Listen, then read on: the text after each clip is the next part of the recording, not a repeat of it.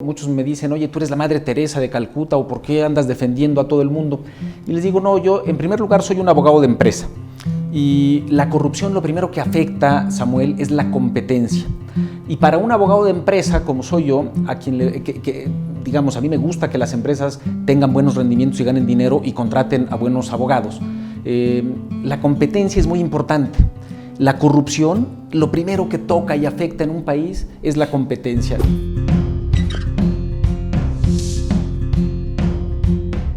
Desde hace algún tiempo, Pablo Díez ha estado litigando, diría desde hace ya varios años, litigando en contra de una empresa muy conocida por los mexicanos, que es OHL, que es una empresa que se dedica a la construcción y al mantenimiento y al usufructo de las autopistas en nuestro país. Así que en esta ocasión vamos a hablar precisamente de este tema de OHL, y tengo el gusto, el placer de recibir a Pablo Díez en esta ocasión. Muchas gracias, Pablo. Gracias a ti, Samuel. Usted, Pablo, en los últimos años ha estado en una batalla legal, diría yo, en contra de OHL de una manera sistemática. Ha estado insistiendo y demandándola por actos de corrupción, y no solo a OHL, sino también a las autoridades financieras del país. Y recientemente publicó en la prensa del país un par de desplegados respecto de esta situación de la colocación, de la venta de acciones de OHL en la bolsa de valores. Y usted ha dicho que esta operación es fraudulenta y en todo caso ilegal. Explíquenos en qué consiste la demanda, brevemente. Muy rápidamente, Samuel, es muy sencillo. Los estatutos sociales de la empresa, de OHL México, que es una emisora de valores que cotiza en la Bolsa Mexicana de Valores, establece algunas disposiciones en protección de los accionistas minoritarios, justo para protegerlos frente a operaciones de este tipo. Y dice que cuando alguien quiera adquirir más del 40% del capital, como es el caso de IFM, tiene no solo que hacerlo a través de una oferta pública de adquisición de acciones, que es lo que estamos viendo en estos momentos, sino que además tiene que pagar un precio mínimo. Y ese precio mínimo es el mayor que resulte de ciertos valores que se establecen en los estatutos, pero el más importante de esos es el valor contable.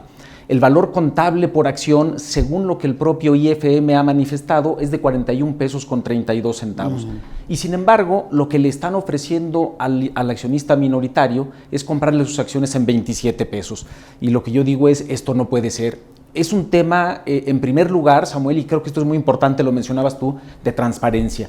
Lo primero que el inversionista requiere en el mercado de valores es información oportuna y tener toda la información relevante para poder tomar una decisión razonada de inversión. En este caso, para decidir si le conviene o no aceptar la oferta que le hace IFM.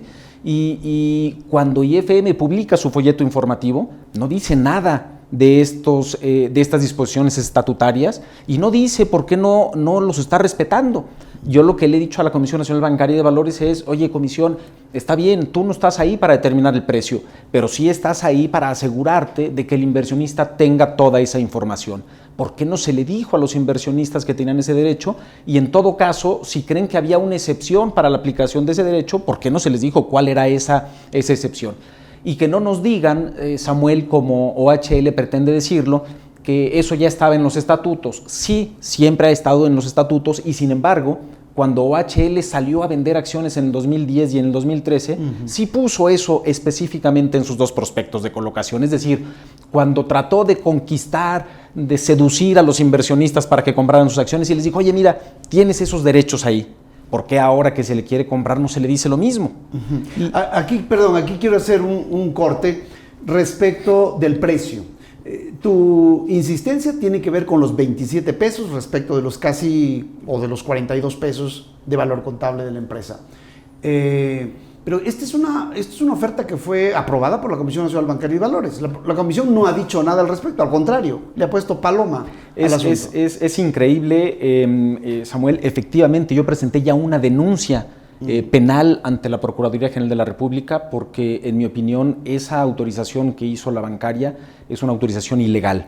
y hay un tipo delictivo específico que dice que el servidor público que emita una autorización ilícitamente comete uno de estos delitos de servidores públicos que deben perseguirse de oficio. ¿Es ilegal por esta razón del precio? Es porque ilegal. Los estatutos de OHL dicen claramente es ilegal que debería hacerse la operación a 42 pesos. Es ilegal por varios motivos, Samuel, y es información pública que se puede consultar en la bolsa. OHL tenía en mente deslistarse desde hace más de un año. Inició este proceso en junio del 2016. Ahí pide la autorización a la bancaria. La última vez que la bancaria le pide información adicional es agosto del 2016. Y desde agosto del 2016 hasta el 2 de junio del 2017, 2 días antes de la elección en el Estado de México, el proceso se queda dormido. Es el 2 de junio cuando OHL reactiva esto y en cuestión de 10 días tenía la aprobación de la bancaria. Hay evidencia documental de que la bancaria le pide a OHL que revele cierta información, por ejemplo, la del valor contable por acción. Es decir, el director general de emisoras, que es quien estaba analizando el tema, identificó oportunamente algunos temas específicos muy relevantes, le pidió a OHL que los revelara y OHL se negó a hacerlo. Y aún así, la comisión decidió autorizarlo. Esto es una irregularidad gravísima. El proceso está lleno de irregularidades. Una muestra de ello, Samuel, es el oficio de autorización de la bancaria, es del 14 de junio del 2017 y tiene un número consecutivo de oficio, como todos estos oficios del sector público, que es anterior a un oficio del 13 de junio, es decir, de un día anterior, en el que le pide información adicional. Hay muchas cosas ahí que no están bien y claro, lo más grave es esto de los 27 pesos. Yo no sé incluso si la comisión había o no visto el tema de los estatutos. Sí había visto el tema en el artículo 108 de la Ley del Mercado de Valores que habla de una oferta pública de adquisición con un precio mínimo, pero no sé si estaba viendo esto. Desde mi punto de vista, la autorización es ilegal. Ya presenté esta denuncia penal y la voy a combatir también ante el Tribunal de Justicia Fiscal y Administrativa porque me parece que esto es un tema muy delicado, ¿no? OHL ha respondido en los medios diciendo que cumple con los estatutos y cita allí un párrafo de sus estatutos. Es algo interesante porque además lo único que generaron en el mercado fue un caos terrible, Samuel. Yo publico este primer comunicado el día 4 de julio, un martes, día feriado en los Estados Unidos. Ese día pues, hay muy poca actividad. Al más puro estilo de OHL deciden no responder, pero cuando ven que al día siguiente y en los días subsecuentes empieza a haber mucho movimiento en el mercado, yo no sé si motu propio u obligados por la bancaria, se ven obligados a salir a aclarar públicamente y lo hacen en un desplegado grandotote en el periódico Reforma, en el que básicamente lo que dicen es que cumple porque dicen ellos que quien adquiere es OHL Concesiones, que es el accionista de control de OHL México. Y este es el tema, Samuel, donde yo digo, esto es una simulación muy burda, porque los estatutos efectivamente dicen que este precio mínimo no aplica cuando la adquisición la haga OHL Concesiones, es decir, quién es el dueño.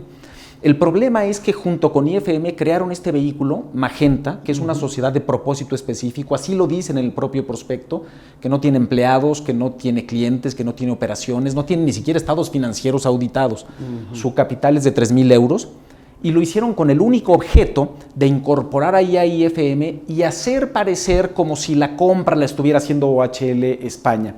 Y esto es una simulación muy burda, que me parece que va a derivar en muchas demandas tanto en México como en Estados Unidos, porque lo que ocurre es que el único comprador, y lo dicen también en el folleto, quien está adquiriendo es IFM indirectamente a través de Magenta. Es decir, derivado de la OPA, OHL Concesiones no adquiere una sola acción adicional a las que ya tiene. Perdón, allí estoy un poco confundido porque cuando se hace el comunicado a la Bolsa Mexicana de Valores, en su hecho relevante, ellos mencionan acerca de la compra de OHL Concesiones. Sí, así lo dicen. Y del fondo australiano IFM. Ahora tú me estás diciendo que en el folleto no dice eso. dice que OHL Concesiones no va a comprar. Textualmente, Samuel, y me lo sé de memoria, te lo puedo decir así y lo puede consultar cualquiera de las personas que nos escuchen en la página de la Bolsa. El folleto informativo textualmente dice que el propósito de la oferta pública de adquisición es que IFM, por conducto de Magenta, adquiera indirectamente todas las acciones objeto de la OPA. Todas, no dice unas, parte o lo que sea. Y entonces uno lo que dice es, esto es una simulación. En el peor de los casos, lo que yo digo es, oye, OHL, explícaselo bien a los inversionistas. Diles que hiciste esto. Dile que IFM les tenía que pagar 41 pesos, pero que se dio cuenta de que de esa manera no podía funcionar. Y entonces digo, oye, me pongo una gorrita que diga Magenta y pago 27. Me parece que la Comisión Nacional de Bancaria y de Valores, pues por lo menos debería exigir que se explique en detalle esto que para mí es una simulación, Samuel. Esto que estoy comentando acerca de lo que se le informó al mercado y lo que después sale en el folleto de OHL es evidentemente un engaño si sigo tu explicación. ¿Esto no tiene un castigo en el mercado? ¿La Comisión Bancaria no tendría que castigar esto? Es un delito, es un delito, Samuel, que es parte de lo que yo estoy denunciando. Un delito previsto en el artículo 383 de la Ley del Mercado de Valores, que es ocultar u omitir revelar información relevante en un folleto informativo, así de expreso. En este caso es todavía peor, porque es difundir información falsa sobre una emisora. Y mira, te doy un dato adicional que evidencia lo que te estoy diciendo. Una de las condiciones a las que se sujetó la operación fue la autorización de la Comisión Europea de Competencia. Esto también es público. Lo que OHL e IFM les solicitaron a la Comisión Federal de Competencia no fue que les permitiera hacer una oferta pública de adquisición, fue que IFM adquiriera el control conjunto de OHL México, algo que tampoco se reveló adecuadamente en el folleto. Es decir, OHL no solo no adquiere acciones, sino que el control exclusivo que hoy ejerce sobre OHL México lo pierde. Y a partir de ahora lo adquiere IFM un control conjunto. Un control conjunto, Samuel, que esto es importante, que no deriva de la sola compra de las acciones, porque hoy ese 42% no tiene control de ninguna especie, sino que hay acuerdos tampoco revelados al día de hoy entre OHL e IFM, por virtud de los cuales IFM va efectivamente a co-controlar OHL México. A ver, estoy tomando aire porque veo muchos asuntos a todas luces engañosos, fraudulentos, ilegales, siguiendo tu explicación. Y me preocupa porque tenemos autoridades del mercado de valores que están precisamente para evitar que ocurran este tipo de cosas. ¿Tendría que renunciar el presidente de la Comisión Bancaria? Digo, no sé exactamente qué tendría que proceder contra una autoridad reguladora, si esto es cierto lo que estás diciendo, que una autoridad reguladora no está haciendo su trabajo, no solamente no está haciendo su trabajo, sino que está permitiendo que ocurran situaciones fraudulentas en el mercado. ¿Tendría que renunciar el presidente o qué tendría que ocurrir? Yo creo que lo que tendría que ocurrir, Samuel, lo primero que tendría que ocurrir es que la bancaria retome el camino de la legalidad, que deje de soportar estas presiones indebidas a las que está siendo sometido sin ninguna duda desde el propio gobierno federal, y que actúe en consecuencia. ¿De qué manera? Uno, yo te diría muy claramente, lo primero que tiene que hacer es exigirle a OHL y a IFM que proporcionen toda la información relevante en el folleto informativo, que modifiquen el folleto informativo y que le informen al inversionista. Segundo, iniciar una investigación seria, independiente en relación con la actitud de sus servidores públicos y presentar las denuncias correspondientes. Y tercero, porque esto es muy relevante, yo presento la denuncia penal contra servidores públicos de la Comisión Nacional Bancaria y Valores. Esos delitos se persiguen de oficio y no requieren ninguna otra cosa. Pero los delitos previstos en la Ley del Mercado de Valores requieren ser denunciados por la Secretaría de Hacienda con la opinión de la Comisión Nacional Bancaria de Valores. Yo ya le he solicitado al secretario de Hacienda, al doctor Meade, que presente la denuncia y que considere pues que efectivamente quién sabe qué opinión reciba de la bancaria, porque hay un conflicto de interés muy evidente. Afortunadamente, Samuel, la ley no dice que tenga que obtener la autorización, la opinión favorable de la bancaria. Simplemente dice Hacienda debe denunciar escuchando la opinión de la bancaria. De modo que lo único que tiene que hacer la Secretaría de Hacienda es escuchar lo que le diga la bancaria y presentar la denuncia. El plazo vence el plazo de la oferta de adquisición pública de adquisición, la OPA, vence el 26 de este mes. Vencía el 19, Samuel, y lo ampliaron 5 días para supuestamente esperar a que la Comisión Europea otorgara su autorización.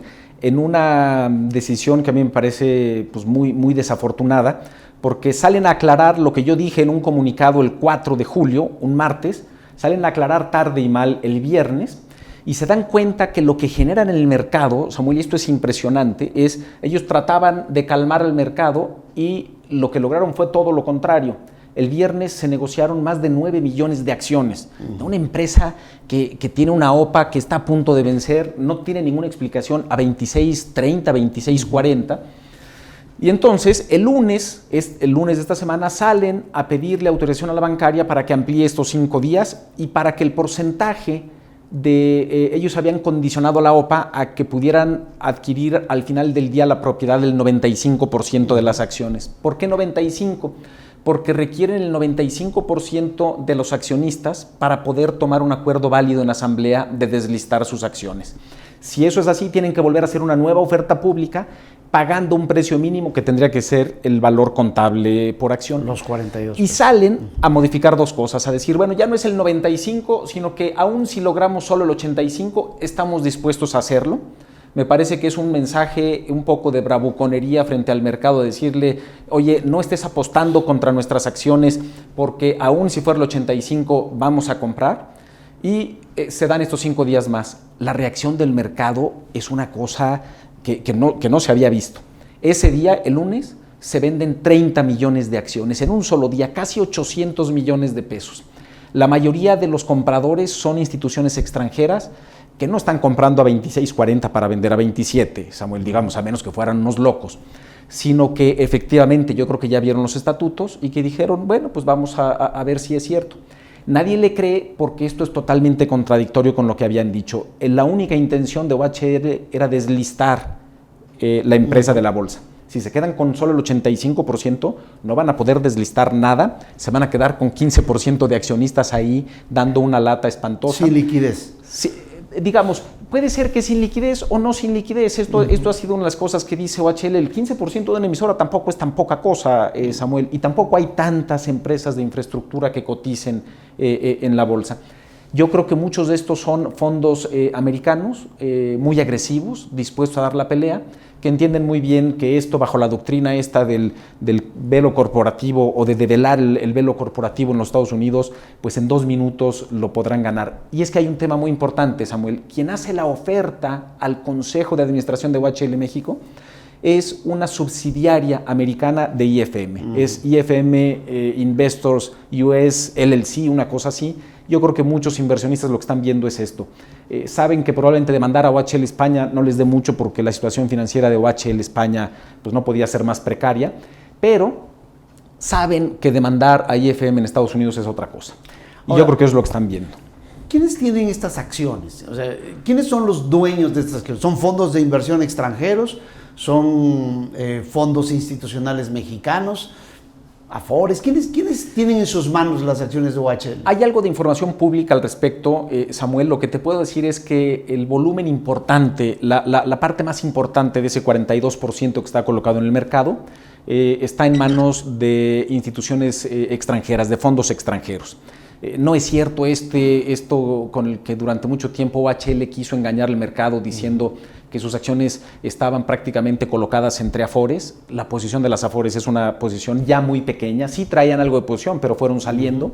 Hoy la posición de las afores y de los inversionistas institucionales mexicanos es menor y debe haber algo también que no es posible identificar con precisión pues, entre el público inversionista, ¿no? Personas físicas o empresas mexicanas. Lo pregunto porque pareces una voz en el desierto, es decir, yo no he escuchado prácticamente de calificadoras, de intermediarios financieros, casas de bolsa en México, etcétera, fondos de inversión que estén con el asunto y que estén temerosos del asunto, como tú lo estás advirtiendo, en términos de los riesgos a los inversionistas minoritarios. ¿Por qué? Sí. ¿Por qué tanto silencio? Fíjate que tienes toda la razón. Yo tengo pues más de 2 años y medio, 3 años que empecé con estas denuncias de la manipulación contable de OHL. Y bueno, resultó sí en la imposición de una sanción por parte de la Comisión Nacional Bancaria de Valores, la obligación de reformular sus estados financieros, Pero efectivamente las instituciones y los analistas habían estado como muy al margen. Es interesante ver, Samuel, que recientemente instituciones como Bancomer y ayer Actinver empiezan a cambiar el tono radicalmente. Hay una opinión de Bancomer de hace una semana aproximadamente en la que dice que la evaluación de los 27 pesos es decepcionante y ellos lo atribuyen a un tema muy complicado que tiene que ver con mis primeras denuncias. Y es que dicen, oye, claro, es que ahora no están considerando la rentabilidad garantizada con la que sí engañaron a los accionistas cuando les vendieron. Y es cierto, esa es parte de la explicación. Actinver ayer también publica una opinión pues, mucho más objetiva en la que dice que lo único que generó OHL e IFM con estas aclaraciones fue mucho temor y que por eso hay mucha gente que está vendiendo y muchos que están comprando, pero no con la intención de vender a 27, sino con la intención pues, de que se les pague a los 41 pesos, ¿no? ¿Cuál es la intención? Tú eres un experto, te has vuelto un experto en este caso de OHL. ¿Cuál es la intención de deslistar sus acciones de OHL? Pues mira, yo creo que son dos principales, Samuel. La primera es, OHL sabe que no puede cumplir con el requerimiento que le hizo la bancaria de modificar sus estados financieros, porque el día que lo haga con accionistas todavía vivos ahí, sabe que va a enfrentar una cascada de demandas y de denuncias penales por haberlos engañado. Este objetivo de alguna manera lo comparte también la bancaria. Yo creo que la bancaria dice, si estos señores se van, es probable que ese tema, que hoy no está resuelto, ya quede en el olvido y se acabe. Ese por un lado. Y por el otro, es que ante la falta de argumentos, Samuel, para poder desvirtuar todos estos ataques y todos estos señalamientos muy graves de corrupción tanto en México como en España, pues OHL no tiene más que un camino. Es decir, si tú eres una emisora seria y tienes argumentos para enfrentar aquello, pues te quedas ahí, lo enfrentas y aclaras las cosas. OHL no tiene eso, no tiene argumentos y lo que dice es mejor me voy para que la información pública que hoy tengo que dar al mercado, si soy una empresa emisora, pues ya no la tengo que dar. Y ese es un tema pues que sí genera un daño a la sociedad, porque la poca información que hoy tenemos de estos señores la podemos obtener a través de la bolsa, y eso si se llegan a deslistar, pues no lo tendremos más. Ahora, si se van, pues están en su derecho de irse, y es lo que yo digo, pues cualquiera tiene el derecho de entrar y de salir, pero si se van, pues la bancaria tiene que asegurarse de que sea cumpliendo con la ley y sin afectar a los inversionistas. Tú has denunciado por años corrupción en OHL, pero corrupción al amparo de las autoridades estatales, del Estado de México concretamente, y federales, recientemente, en tus últimas denuncias. La salida de OHL tiene un olor político, que es innegable. Totalmente. ¿Qué me puedes decir de eso? Pues mira, lo primero y lo que te decía yo, la coincidencia esta de que este proceso de salida, de desliste de la bolsa de OHL se reanuda el 2 de junio del 2017, 2 días antes de la elección para gobernador en el Estado de México. El incentivo de que OHL se desliste no es solo de OHL, sino de sus socios en el gobierno. ¿Por qué? Porque esto le baja un poco la presión, hay menos información, menos acceso de la sociedad. Es evidente, a mí me parece, la vinculación de OHL con el gobierno del Estado de México, con el actual gobierno federal, con actos de corrupción muy grave, Samuel, y como lo he denunciado yo, y hoy parece que las investigaciones en España pues me dan la razón del financiamiento ilegal de campañas políticas, no solo en México, sino en España también, ¿no? ¿Estamos entonces ante una operación financiera orquestada entre el gobierno y la empresa? Sin duda.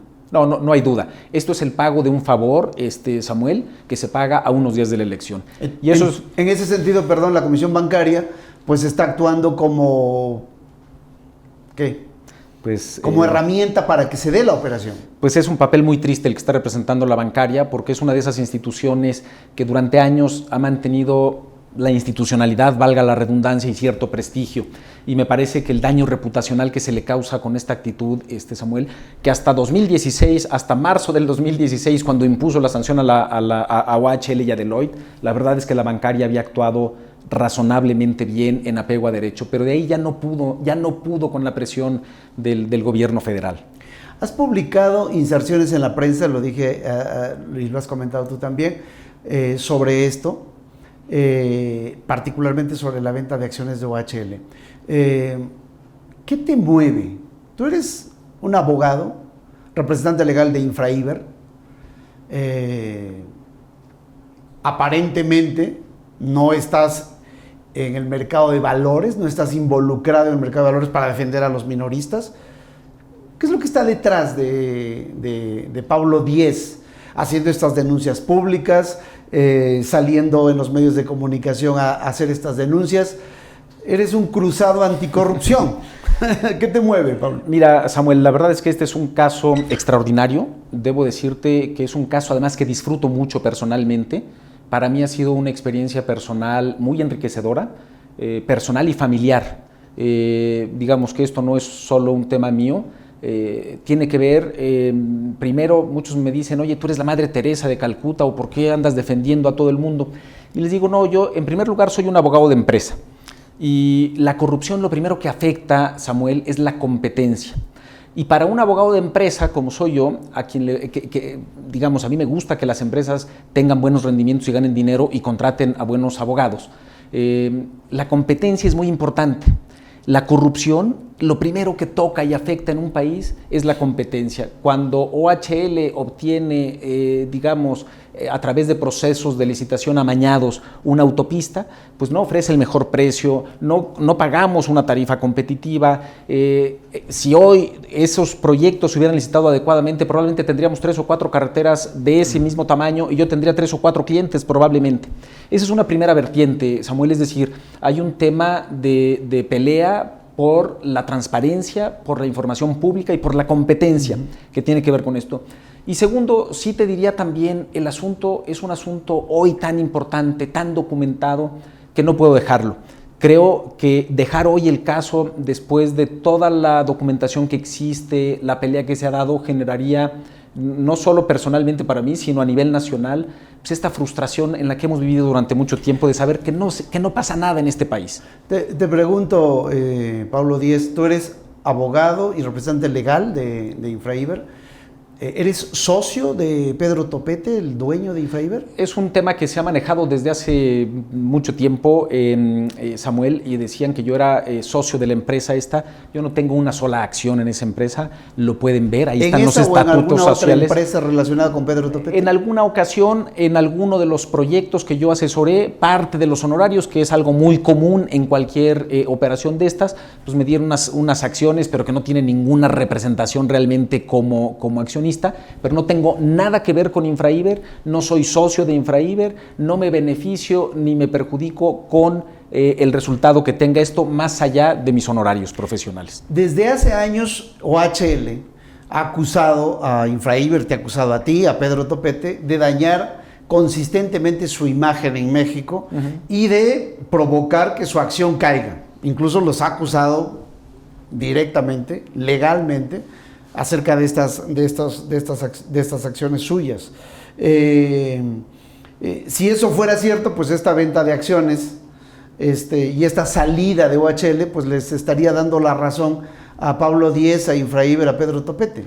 Bueno, déjame hacerte una aclaración que es muy pertinente, Samuel. A mí estos señores, a pesar de toda la verborrea mediática que dicen, nunca me han demandado nada. Sí demandaron por daño moral a Infraiber, pero inexplicablemente yo no estoy ni siquiera mencionado sí, pero yo no soy parte de esa demanda. ¿Por qué? No lo sé.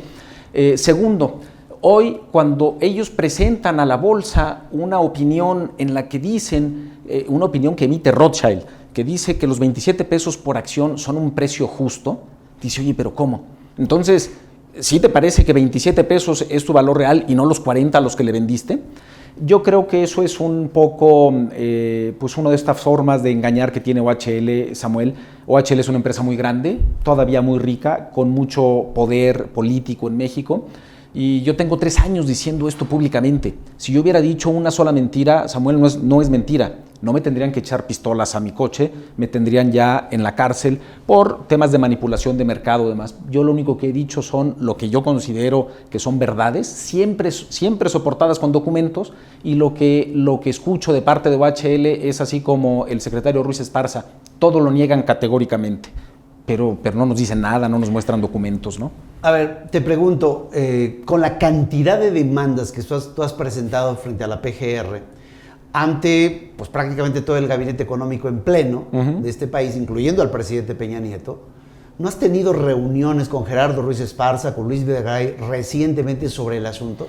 No he tenido reuniones con nadie del gobierno federal desde hace, yo te diría, más de 2 años, y del gobierno del Estado de México, pues más o menos por lo mismo. ¿No has tenido ningún contacto con ellos? Nada. ¿No has recibido ningún tipo de presión o amenaza de algún ente del gobierno federal sobre este tema? Bueno, he recibido un arma en mi coche, una detención ilegal de unos días, Eso fue ¿no? Presión con algunos de los clientes míos para que no me contraten, cosas de este tipo, ¿no? Cosas que se hacen todos los días, presiones incluso a mis abogados penalistas para que dejen de representarme, digamos, lo que uno esperaría de un gobierno como este, ¿no? Pocos me contestan. ¿Qué gana Pablo Díez con esta batalla? Pues yo creo que gana... Pablo Díez en lo personal. Yo creo que gano muchas cosas, Samuel. Lo primero es una enorme satisfacción de haber hecho algo por mi país, y no es broma, ¿eh? Sí veo esto a veces como una especie de servicio social, ese servicio social al que no le damos la importancia cuando salimos de la universidad.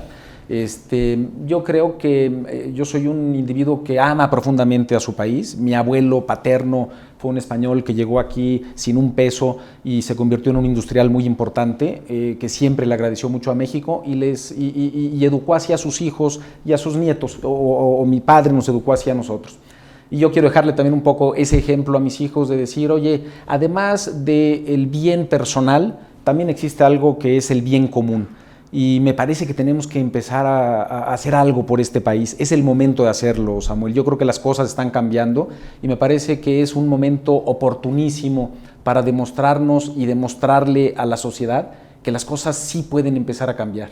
Eso es lo que gano. Este caso de OHL es un caso, por todo lo que hemos visto desde hace varios años, no solamente en la parte financiera, sino propiamente en la parte empresarial. Es un caso lleno de, por lo menos, de muchas sospechas de corrupción que involucran a altos funcionarios del gobierno actual, del gobierno federal. ¿Cuál es tu expectativa sobre un caso como estos? El sexenio ha iniciado su fase final, estamos a un año de las elecciones presidenciales, el presidente Peña Nieto dejará el gobierno relativamente pronto, y OHL está, digamos, levantando las velas para irse del país prácticamente. ¿Cuál es tu expectativa para los siguientes meses, Pablo? Con este caso en concreto. El presidente Peña dejó el gobierno de este país hace muchos años, Samuel, pero efectivamente formalmente se va el próximo año. Pero mi expectativa es la siguiente: hay varias denuncias muy bien documentadas, presentadas ante la Procuraduría General de la República, que tendrán que resolverse muy pronto. Es decir, o avanza y pasa a la fase del proceso ya ante un juez, o la Procuraduría decide desecharlas. Si es así, pues yo acudiré primero, agotaré las instancias nacionales, pero si no hay ninguna respuesta favorable, iré a los tribunales, ya sea internacionales o extranjeros, pero no voy a dejar aquí las cosas. Es decir, este tema finalmente va a tener que ser resuelto de fondo por alguien y que diga si había o no razón en mis reclamos y si hay o no responsabilidad penal de todas estas personas que participaron. ¿Algunas de las docenas de denuncias que has presentado ha prosperado? Bueno, yo te diría, la primera, algo que nadie se hubiera imaginado, es que la bancaria hubiera sancionado a OHL. Es decir, es un logro pequeño, pero es un logro. Muchas personas que conozco, que conocen el tema, siempre me dijeron, no va a pasar nada, nunca van a sancionar a OHL, y vimos que ya sancionaron a OHL, sancionaron a Deloitte. El propio gobierno del Estado de México le impuso una multa de 38 millones de pesos, que es insignificante, pero ya multó también a OHL. Es decir, empieza a haber resultados, Samuel. Toma tiempo, a eso le apuestan las gentes en el poder, a decir, se van a cansar, no van a tener dinero, y esto se va a olvidar. Esto no se va a olvidar. Yo soy un michoacano empecinado en lo que hago y acostumbro terminar mis peleas. No te puedo decir que las gano todas, pero hago mi mejor esfuerzo y seguro que alguna de estas la voy a ganar. Pues te agradezco mucho este tiempo. Al contrario, Pablo, muchas gracias a ti. Un placer.